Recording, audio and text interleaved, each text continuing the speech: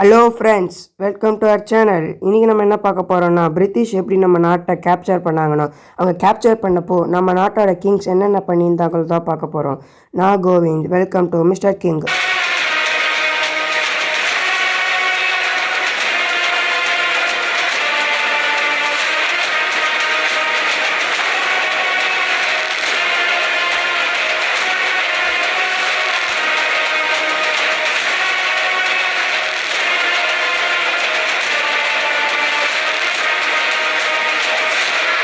17th செஞ்சுரியில் பல European countries ஒரே ஒரு விஷயத்தில் தான் குறிக்கோளாக இருந்தாங்க. அது எந்த விஷயம்னா, நம்மளோட இந்தியாவை கண்டுபிடிக்கிறதுல தான். அதுக்கு காரணம், அவங்க நாட்டில் உருவாக்குற மெட்டீரியல்ஸை நம்ம நாட்டில் விற்கிறதுக்கும், நம்ம நாட்டில் கிடைக்கிற மெட்டீரியல்ஸை அவங்க நாட்டில் விற்கிறதுக்கும் தான். அதுக்கு காரணம், அப்போது இருந்த யூரோப்போட பாப்புலேஷன் இந்தியாவோட மொத்த பாப்புலேஷனோட கம்மி. இதனால் இந்தியாவில் கிடைக்கிற ஸ்பைசஸை யூரோப்பில் விற்றா நல்லா ப்ராஃபிட் பார்க்க முடியும்ன்ட்டு அவங்க ஒரு கணக்கு போடுறாங்க. அதனால் அப்போது இங்கிலாண்டோட குயினாக இருந்த குயின் எலிசபெத் I கிட்ட அவங்க பர்மிஷனும் வாங்கிடுறாங்க. பர்மிஷன் வாங்கினதுக்கு அப்புறமா நெதர்லாண்டோட ஒரு கம்பெனி கூட சேர்ந்துக்கிட்டு இந்தியாவில் ஈஸ்ட் இந்தியா கம்பெனின்ட்டு வராங்க. வரவங்க சும்மா வராமல் தங்களோட ஒரு சின்ன ஆர்மியையும் கூப்பிட்டு வராங்க. பிரிட்டிஷ் இந்தியாவுக்கு வரதுக்கு முன்னாடி போர்ச்சுகீஸ் நேவிகேட்டர் வாஸ்கோ ட காமா ஏற்கனவே இந்தியாவுக்கு வந்துட்டார். அதனால் எப்படியோ இந்தியாவுக்கு போகிற ரூட்டை அவங்களும் கண்டுபிடிச்சிடுறாங்க.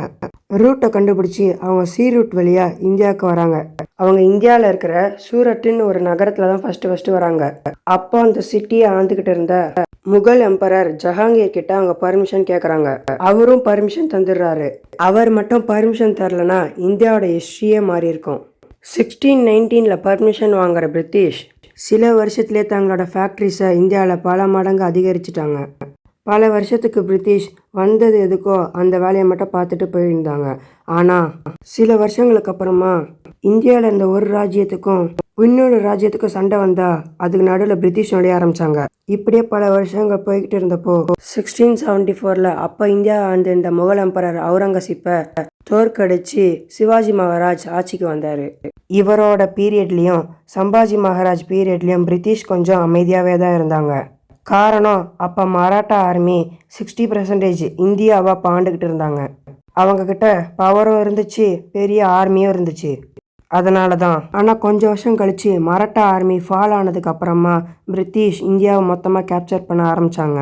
அவங்க கேப்சர் மட்டும் பண்ணாமல் பிரிட்டிஷ் ரூல்ஸை இம்ப்ளிமெண்ட் பண்ண ஆரம்பித்தாங்க. மராட்டா ஆர்மி ஃபால் ஆனதுக்கப்புறமா முகல் ஆர்மி கொஞ்சம் கொஞ்சமாக வர ஆரம்பித்தாங்க. முகல் ஆர்மி கொஞ்சம் கொஞ்சமாக கேப்சர் பண்ணி டெல்லியையும் அவங்க கேப்சர் பண்ணிட்டாங்க.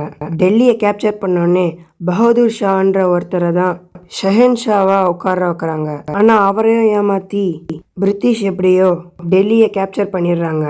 ஆனால் அவங்க கேப்சர் பண்ணது வெளி உலகத்துக்கு தெரியவே இல்லை பல வருஷத்துக்கு. காரணம், பகதூர் ஷாவை அவங்க ஒரு பொம்மை ஷெஹன்ஷாவை தான் உட்கார வச்சாங்க. ஏன் அவங்க அப்படி பண்ணாங்கன்னா, டெல்லி வந்து இந்தியாவோட ஒரு முக்கியமான சிட்டி.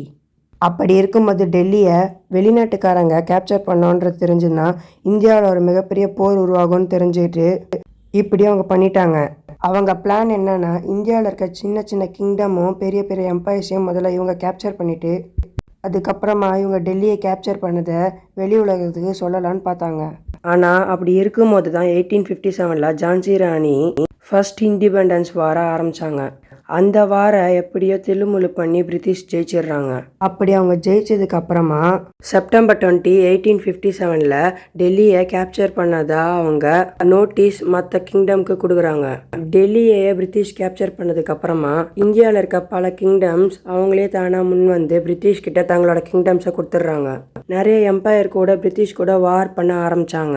ஆனால் அவங்களையும் தில்லுமுள்ளா ஜெயிச்சிடுறாங்க பிரிட்டிஷ். இவ்வளோத்தையும் பண்ணதுக்கு அப்புறமா நவம்பர் 1, 1858 குயின் விக்டோரியாவை அதிகாரப்பூர்வ குயினாக இந்தியாவுக்கு அறிவிக்கிறாங்க.